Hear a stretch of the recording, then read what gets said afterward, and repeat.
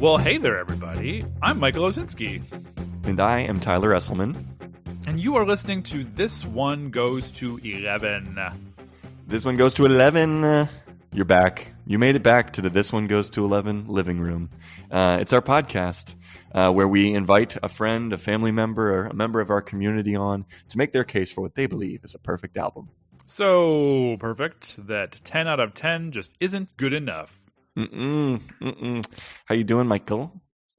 Doing okay. Is it autumnal up there? It's getting there. It's getting there. There are pumpkin spices on the menus, and there's pumpkin. There's spice on the pumpkins, as they say. Exactly. Yeah, but not just regular pumpkins anymore. Now they have been spiced. So we're getting there. We're getting there. I think everyone's going to really need to get a nice pumpkin spice latte, and they're going to need to get a little sweater on because this is the perfect album for the fall. Is it? I don't know. I mean, there's something comforting about it. Well, I mean, the case that our guest makes definitely makes it seem like it's sort of a comforting album for people. I think so. People of a certain age, perhaps. I don't know. A certain age, a certain certain upbringing. We have a great guest today. That guest is Alyx Hogrewe.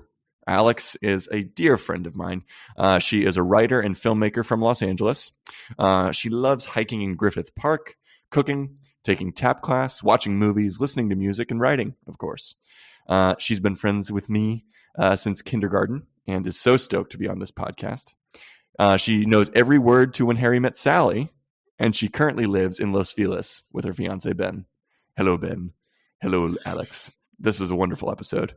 And very, very. What would you have to say for a little preface for our listeners, Michael? I think I would say that she makes a case for an album that got lost in the shuffle, I think, in history. Like it's one I had to remind myself existed. Not in a bad way. Kind of one of those albums where you're like, I don't know. There was a lot happening in the early 2000s, and I think it all just sort of blended together. And isolating this album and making a case for it made me develop more of an appreciation for it. Well, if the listeners clicked on the episode, why do we act like they don't know what the title is? But we're keeping them theater. in suspense. It's the theater of it all. We love the theater. I guess so. Yeah. We love pageantry, you and I. If you clicked on it, I hope that when you clicked on it, you went, "Oh, that band." That's kind of how I hope people feel about this band. Yeah, that's a good way of putting it. Well, without any further ado, let's do it. Let's get into it. Let's get right into it.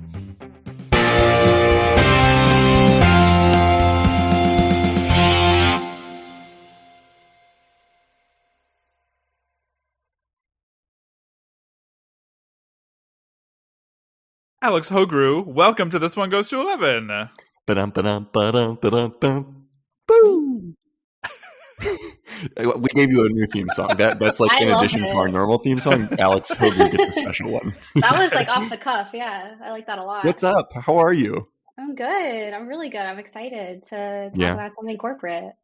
Welcome to the Tribunal. It's very serious around here, and we take music very seriously.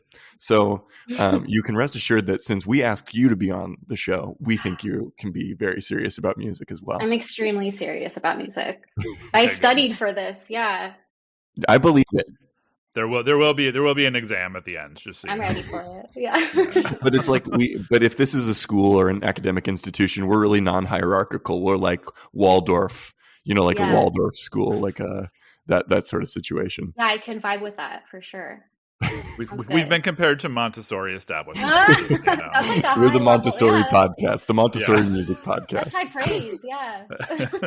Well, thank you so much for coming to Before the Tribunal, Alyx. And why don't you share with our listeners, what album hath thou brought for consideration before the tribunal of This One Goes to 11 today? I brought Something Corporate's Leaving Through the Window. Is this?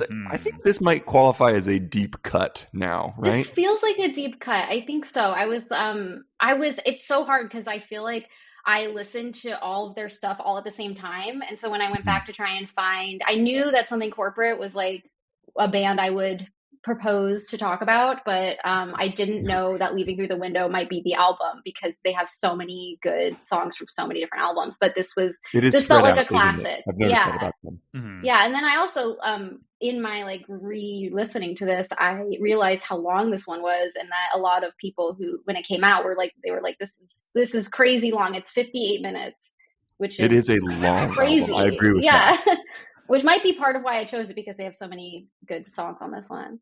But it's like what's crazy about that, and we're already getting into the nuts and bolts, which respect. I respect the fact that you brought nuts and bolts out right away. I'm going to give you 7,000 nuts and 7,000 bolts towards your case for this album's perfection. And you know what?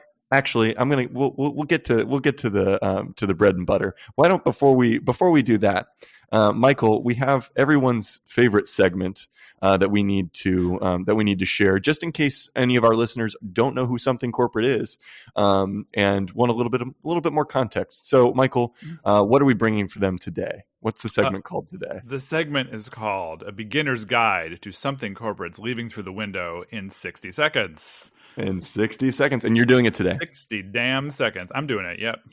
Do you feel confident? Sort of. Yeah, I don't know what that sound was.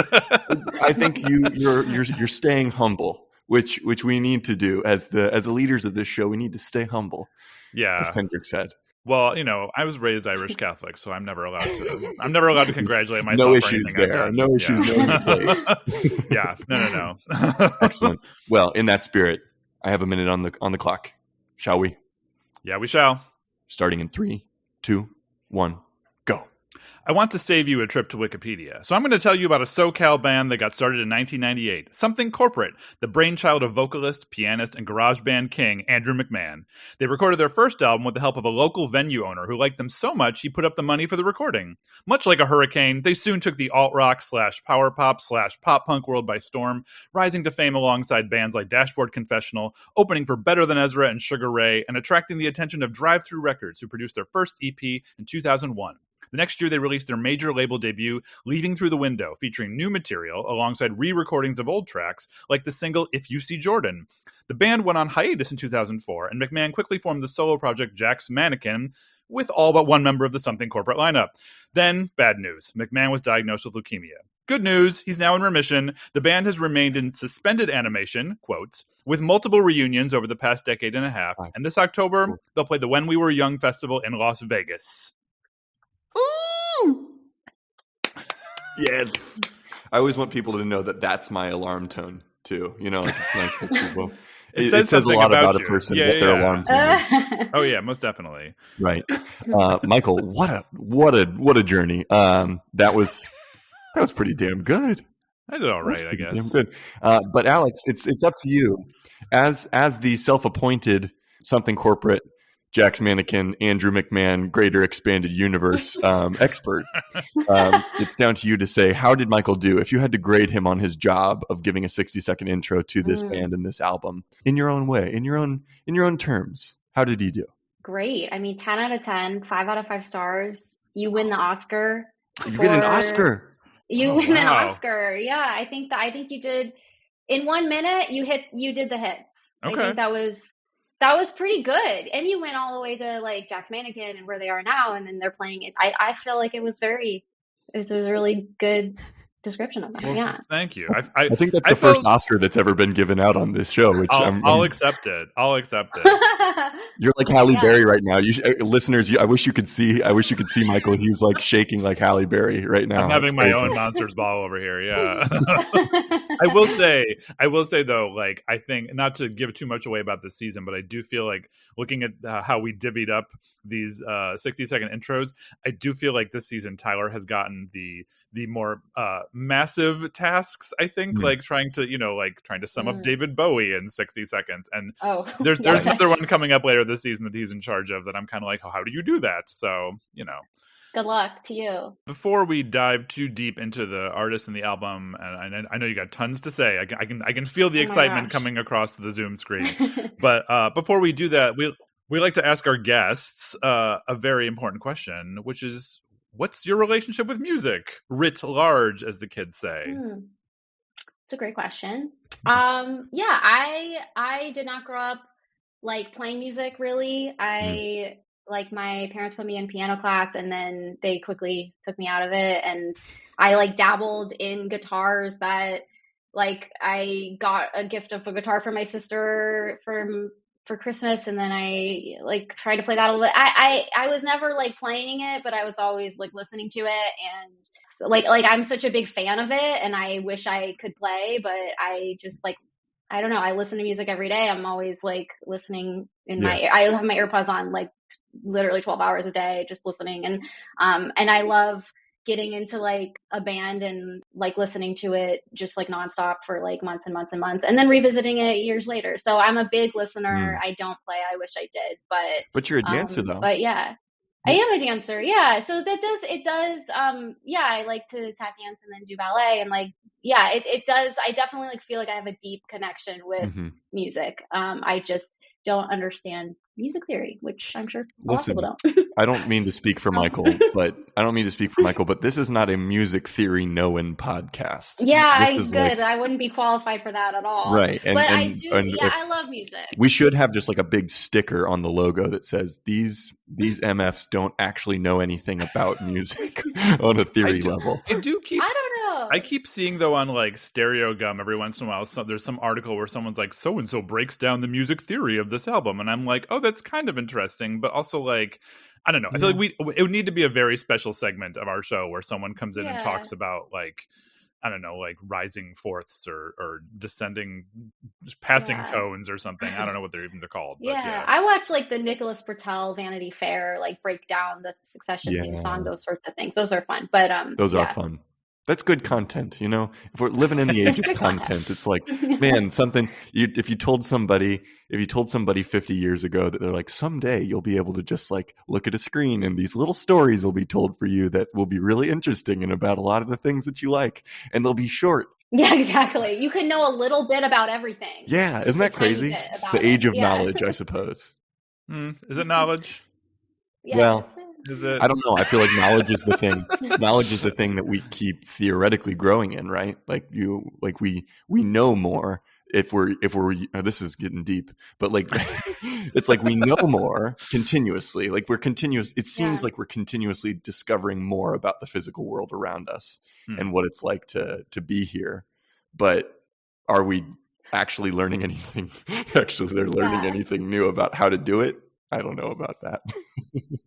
As an educator today, I will withhold commentary. Anyway. Fair enough. Oh yeah.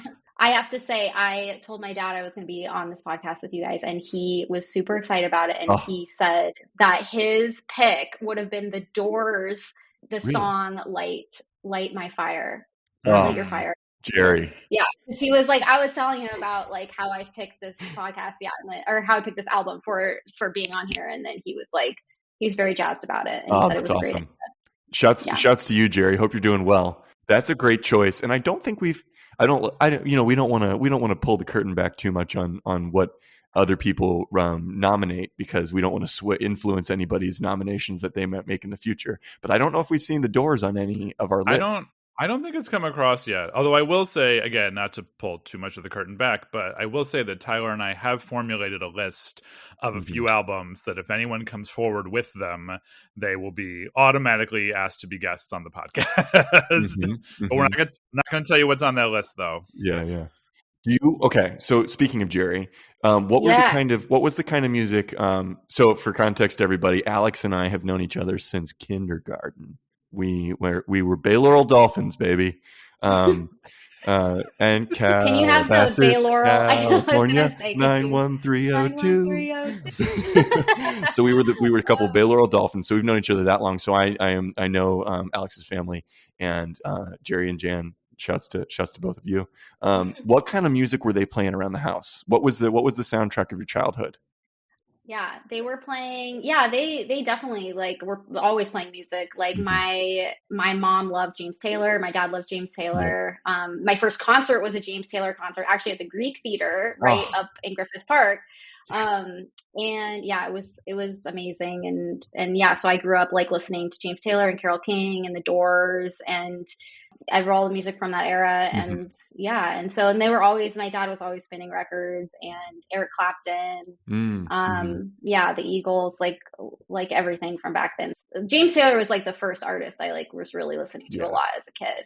Just a good one. He's such an elder statesman now of the of the community. I feel like you rarely hear somebody who had, other than like James Taylor being like fundamentally kind of like a softer inflected guy. It's it is softer folk music.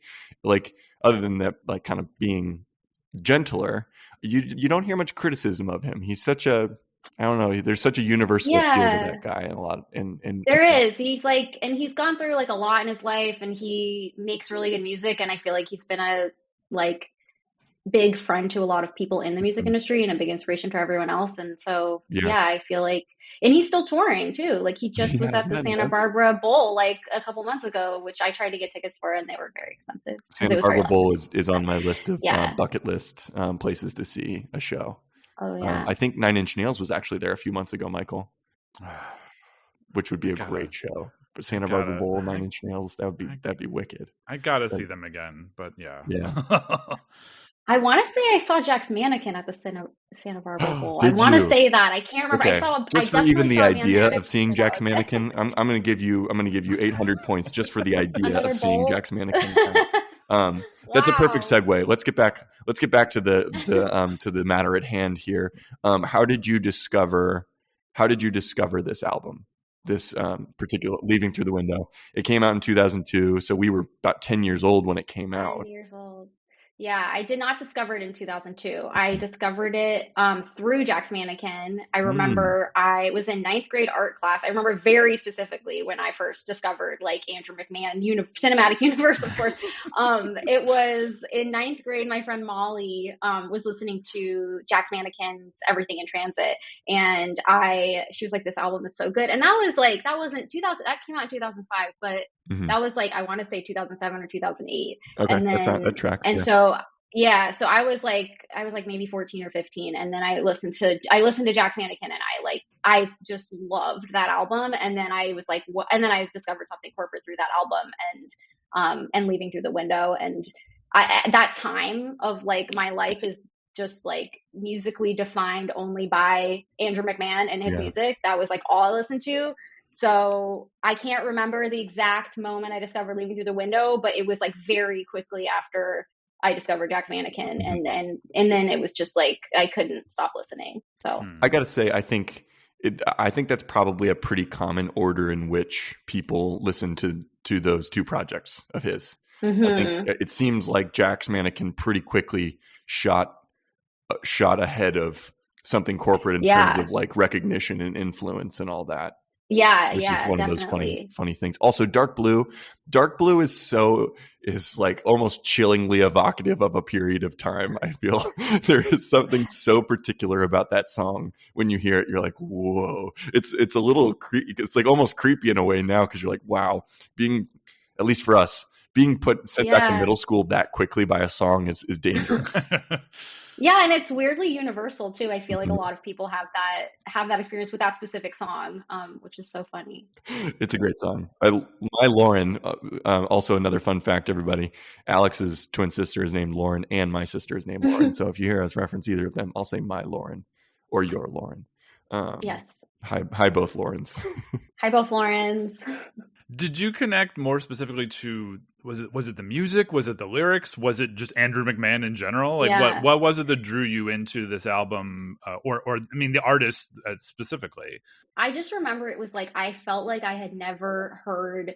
I loved the music that like my parents brought me up on. Like I feel like I just had never felt passionately about music before that time. Like I feel like there was the first like band that I ever, or like artist that I ever connected with that was like, I felt like I discovered it, it was like, I was so passionate about it. It was like, I felt like it was just the first band I fell in love with. And it wasn't because of Andrew McMahon. It was, I don't know, it's just at that time of your life when I just feel like you're really passionate about a lot of things and everything matters a lot. And I feel like coming across this music at a time when everything felt like that was like, it was like a drug, and like I just was like overwhelmed by it. And then it was also the time when I feel like I was online a lot, like doing Mm. Neopets and fan fiction and fan websites. And so I couldn't get enough of like, and then I started like reading about him, and I didn't I found Jack's Mannequin, and then I realized he did something corporate, and I was like, what else is he doing? Like, it was just, and then he had cancer, and like, there's just so much like to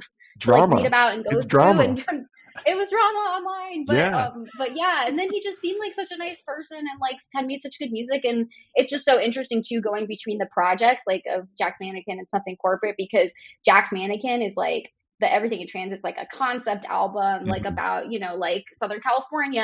And then you listen to something corporate, and it's like this punk, like youth, this kind of like rage against the adults. And, but done in a very accessible way. I mean, it's like, yeah, it really is to me. Michael and I were talking a little bit about, okay, hold on. Sorry. I gave you 3,000 points for you saying you felt like you were the first person to ever discover it, because I think that's a very telling sentiment, and one that we hear a lot. So excellent points towards your case for this album's perfection. And then I gave you 9,000 points for fan fiction and fan websites and all that, because that is also evocative of that time. Jeez. But just even the concept of becoming a person who is online was like, we were kind of understanding what that would actually mean at that time. Freaking Neopets, like all that shit. Like what is all that now? It's just this kind of like part of our story. But to what you were saying about, we were talking about the genre of this a little bit before you logged on, Alyx, and I feel like, say what you will about genre, which is always the tag that we kind of like put before a point that's made about that. But there is a punk quality to it in inflection and in the voice. Like, in his voice has a very sort of like almost classically punk sort of intonation to it. It feels like punk, but does this music feel dangerous to you? Does it feel dangerous in the way that punk does in other eras? Because I think that there's something where I'm like, there's definitely emotion here, but is there danger here? That's something I wondered. Yeah, I think that's such a good question, and I love it, because I think that's why I loved Something Corporate, is because I wasn't like this hardened, like I was an angsty teen, but I wasn't like, I listened to all punk. Like it was like, it's piano punk, like it's like piano forward, and like I feel like the lyrics are really like, some of the lyrics are almost like sweet, and like I just feel like what I love about him, and what I've always loved about him and through all his projects, is like the honestness, but that's a good point. He kind of like comes across, he's very honest and earnest, and like I think I never felt like it was like this like hard music that like to be like hard music, like you know what I mean? I felt like it was always just to me it always felt like earnest, honest, and like, I don't know, there's just a quality to it that wasn't so like punk. Well, that can also be, you can also have sort of like contrary feelings with a less aggressive, I don't know, delivery. And also that was a leading question. I want to acknowledge the fact I didn't mean to lead that question either, but I kind of feel similarly about it, because I think there's a space in music that talks about like, that has that sort of punk rebellious sort of thing, like a contrary idea, trying to express an idea. I've been listening to the new Olivia Rodrigo album, and like, she's a perfect example of that, of like, she's sort of like expressing these emotions in a way that I think is really accessible, and like, I qualifies her for that punk sound, I think, a little bit. I would say she's definitely falling. She has a similar sort of punk voice that I think Something Corporate had at that time. Oh, that's so cool. I haven't listened to that one yet. It's really good. Would you say it's like Avril Lavigne in quality? Totally in that pocket. Cool. I'm going to have to listen. Michael, what do you think of Olivia Rodrigo? I want to take here. I will be honest, I haven't given her much of a listen. Because I also just sort of feel like I get a vibe that she's not going to speak to me as much, and now that I'm becoming an old, I feel like I gotta.